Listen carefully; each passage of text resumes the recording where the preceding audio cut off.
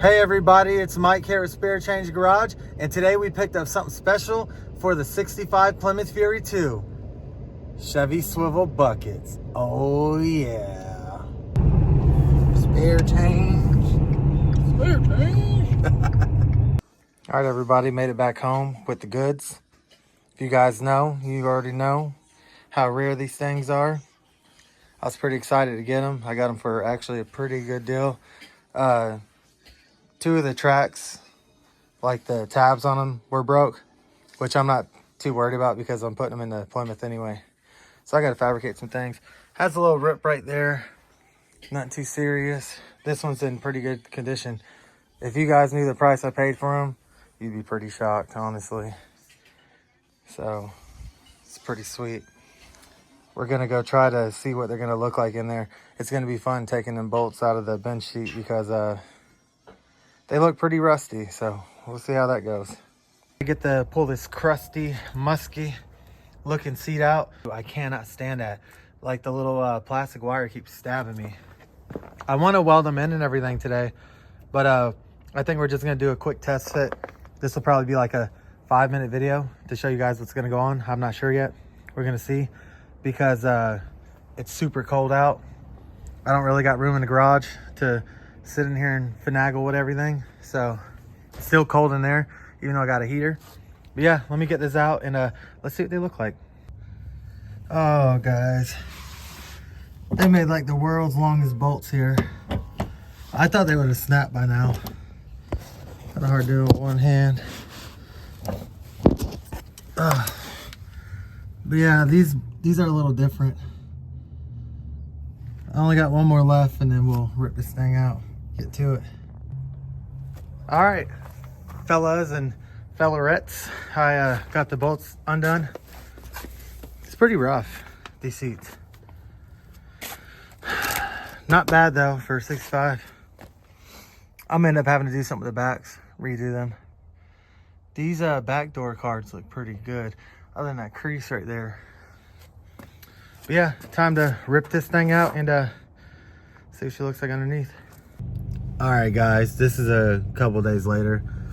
I should have been back on the road by now, but as you could hear in my voice, I'm pretty sure I really don't feel too good. I feel like I got a sinus infection or something, so I stayed home a little bit longer. But while I'm home, I'm not trying to just lay around all day. See them dirty hands? I'm trying to do something. So this is a continuance of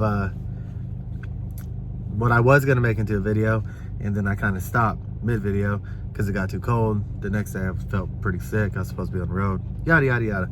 Sorry for the way I'm sounding. Y'all gotta bear with me. We're gonna go home. I just, hold on. Bought some metal. But yeah, I got metal right there.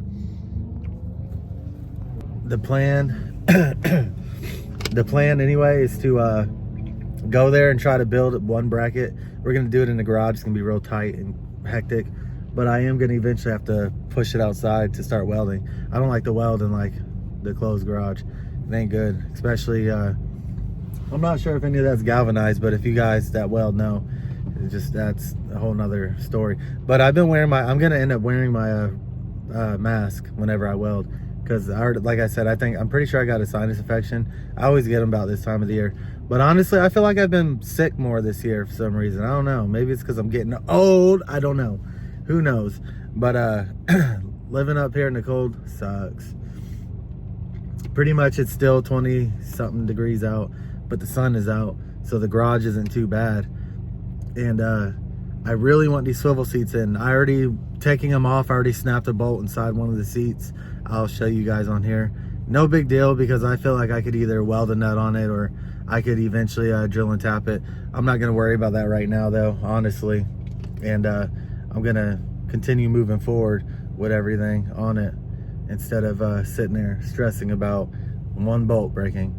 But I think my plan is, like, I've noticed underneath the car, there's like a rail that goes like this to where you could kind of tell where you got to drill the holes so it's all nice and secure down there. So my plan is to take that metal, drill through it, and then drill inner holes to fit this. I don't know, y'all will see. All right, you guys, this is what I'm working with. as you see, they already have like pre-drilled in the carpet holes for bucket seats there and there. So I'm just gonna match it up to there, and then I got to use this to kind of raise this side. And excuse me, I gotta fix that, which I have a plan for that. And then I gotta fix this lever right here. Look at that, like a little bit of play. I seen somebody was talking about just weld the sides and then grind it to fit again. So that's what I'm gonna do. Obviously these things are hard to find. They're so expensive. I paid $350 for these in this kind of condition. It's crazy, I know, but there's some in worse condition going for $600 to $800. It's insane. People want way too much for these seats, but they're pretty cool. And I was like, what better to put in here than the swivel seats? Once I actually clean all this up, I'll probably put like new carpet in here, make it look nice, recover that bench seat, just make everything look good again, and leave it really nice on the inside and leave it like this on the outside. I think that would be so dope, especially like sitting on these wheels. Everyone loves it so far. So yeah, this steering wheel, I might be pulling this out because I found an old Chevy one in my garage that actually looks really freaking good. And I actually might make this a project and try to fix this with Bondo and smoothing it and restore it. Try to do something with it. I don't know. But yeah, now is the fun part. I'm gonna rip that one apart real quick, kind of match them together and see what all I gotta fix on both of them, and then get the cutting up on. All right, that's an issue. All the other ones look fine. And actually, this will be the issue right here.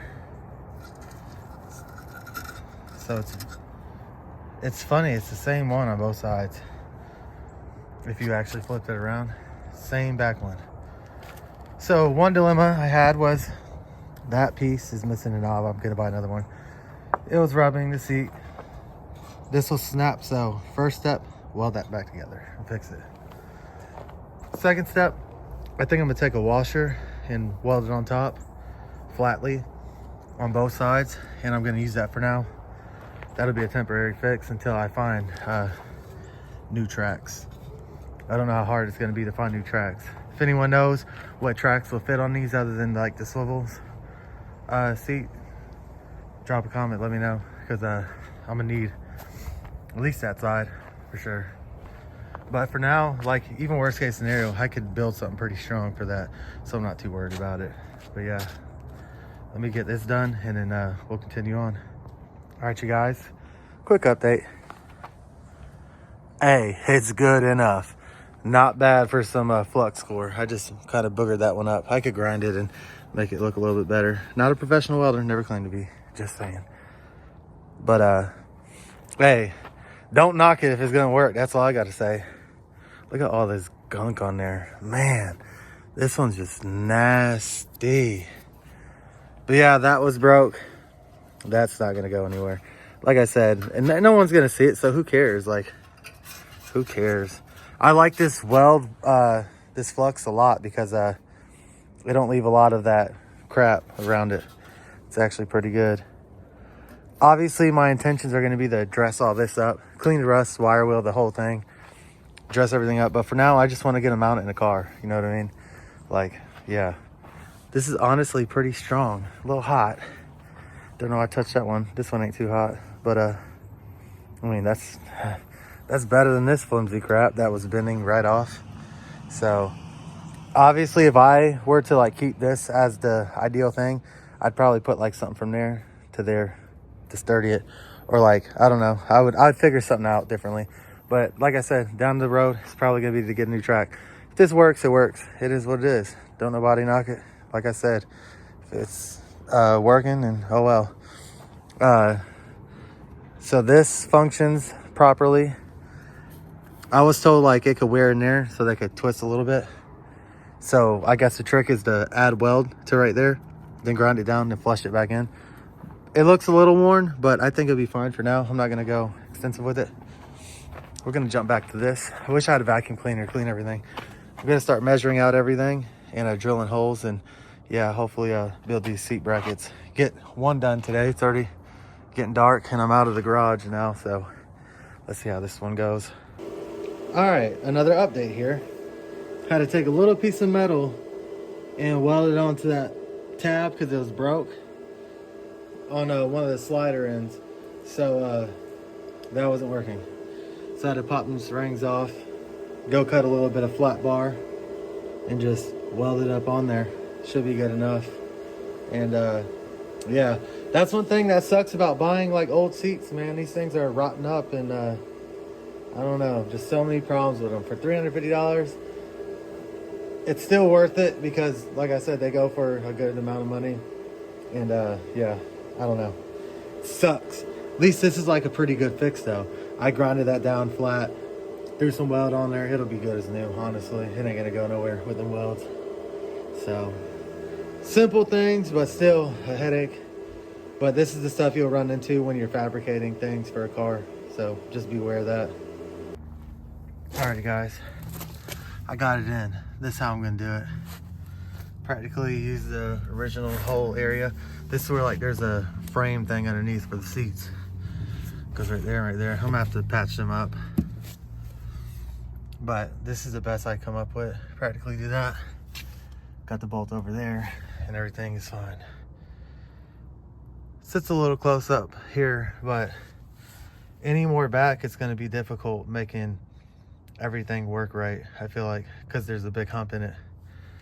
Obviously, once the cover's on there, it'll look a lot better, but not too bad, honestly. Plus, there's swivel. You're supposed to swivel in and out. And like where it's at, it's like perfect far back for me, and I'm like 6'1" or 6'2", something like that. Not too bad. Could probably be a little bit better. It's super cold. This is my heat. But it could probably be a little bit better. But I don't know, like making these seats for this was kind of, or like these little brackets, was kind of confusing at first because I wanted to keep the original area because that's obviously reinforced 4 seats, which if I didn't do that, I was gonna weld flat bar and reinforce it myself on the floor to make it safe. But I think this will do. Probably paint that up, obviously, like black or something like that to kind of hide it. Once the plastic trays are on there, it won't look too bad. You would barely even be able to tell that's there. But I had to make that right there to level it out. I actually used a level to put the bracket in. So 1 seat in, just 1 more to go. And which obviously I'll continue that one tomorrow. I'm not gonna do it tonight. And all right, you guys, I vacuumed it as much as I can. And here we are, got the swivel. It looks pretty good. I like it, honestly. I figured out that these tracks do go way farther back. They're just a little jammed up and froze right now. I gotta probably oil them or something like that. They're old, man. They've been sitting for a long time too. But it goes back to the perfect like height for me to sit in there, like really nice. And there's still gonna be a lot of leg room for passengers, or people in the back seat, I should say. I think the next step is gonna be building a middle console and doing like a double din. I don't want to tear up anything original in it, like if that makes any sense. I want to keep some of the originality. So I was like, where should I put a radio? Because I want the original radio on there. And right there in the middle, it's gonna be perfect now to build a custom middle console to have whatever I want. Like I said, the goal is to have it really nice on the inside and leave it like this on the outside. But when you go up on that inside, you're gonna be like, dang. Yep. So it's coming along nicely. I think tomorrow, obviously, I'll finish the other side. Real simple. Now that I got it down, at first I was like, this is a little hectic. But then I kind of figured out everything, and it's working out just fine.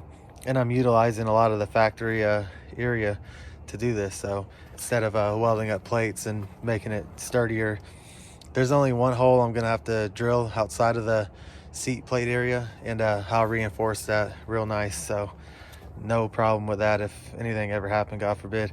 But she's coming along nice, guys. She's coming along nice.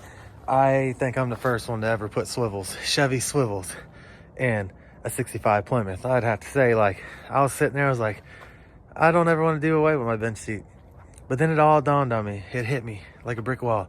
I was like, I gotta do the Chevy swivels. Like, everyone always knows, please don't go out. I see it over here flickering. Everyone always knows these swivel seats, like in the old school Chevys, but they don't know about the swivels in the old school Plymouth, guys. I thought this would be like a really cool feature to add into the car, and I just feel like this was a special touch. A really rare seat, and a really, I mean, I think it's a pretty rare car. And then even the intake that I found for the 4-barrel, that's super rare. So this thing has a lot of rare things on it. And come on, a Plymouth on spokes, that's rare. 22s at that, that's rare. I think this thing's gonna be sick by the time I'm done with it in the long run. So yeah, y'all just gotta stay tuned with it. Honestly, not to stretch out any videos or anything like that, I think I'm gonna conclude it here. You guys seen one of the swivels in, the other one will be in tomorrow. I hope this helps anybody that is discouraged to try any of their own fabrication work ever. If they want to put different seats that don't belong in there or anything. Like, I was a little discouraged in the beginning because I was like, because the hump inside was really weird. I was like, how am I going to build a seat bracket for it? There's no how to do anything for a car like this. So you just got to really figure it out yourself. I just went out, bought some metal, bought some bolts, got it done. Then you guys seen I fabricated all this crap for the swivels. Like, there was a bunch of broken stuff on the swivel brackets. And I just ended up having to weld and fabricate my own stuff. As you could tell, this sinus infection is insane. Whatever I'm going through right now, it sucks. Don't wish it on nobody. But I hope you guys enjoyed this video. I wish I could have filmed a little bit more on like what I did, even though I pretty much filmed the steps for you guys. You kind of just got to get out here and kind of do it and get to it. The only way to do it is to try. If you take it to a shop, they're going to do the same thing that you're going to do. They're going to try to figure out what to do, and then when they do figure it out, they're going to do it, put it into motion, and it normally should work out. And even if it don't, I ran into many obstacles today, and I still got through it, still did it, still pushed through. And I just hope you guys realize how simply complicated-ish things can get. But once you learn how to fix that, or once you troubleshoot, that's how you become a professional, is a lot of mess ups. Honestly, you got to break things to make things happen. Like, I don't know, it all makes sense to me. Like, even with the whole tuning thing, I was like, I know I'm gonna have to blow cars up, a couple of my own obviously, before I got great at it. And there's only one way to become great at something, is to try, never give up. Never give up. Word of the day from Spirit Change Garage: never give up. Even though I'm feeling like crap, I still got something done. I'm happy about that.